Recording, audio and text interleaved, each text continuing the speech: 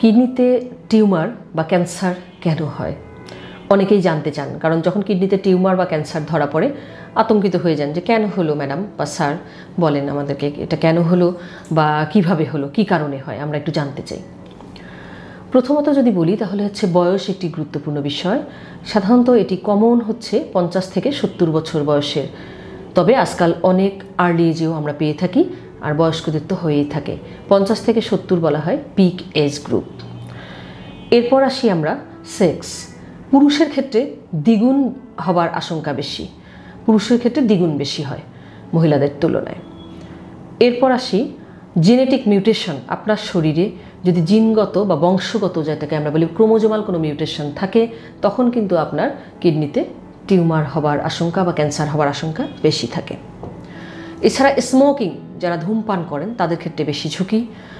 Obesity, ওজন অতিরিক্ত বেশি, তাদের ক্ষেত্রে বেশি। হাই প্রেশার, উচ্চ রক্তচাপ যাদের থাকে, বিশেষ করে যাদের কন্ট্রোলড না, তারা কিন্তু উচ্চ ঝুঁকিতে আছেন।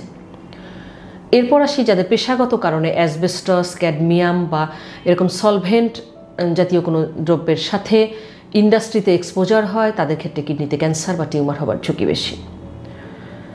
এছাড়া যাদের কিডনিতে অ্যাকোয়ার্ড সিস্ট আছে, তাদের ক্ষেত্রেও দীর্ঘমেয়াদীভাবে থাকলে তখন কিডনিতে টিউমার বা ক্যান্সারের ঝুঁকি বাড়ে।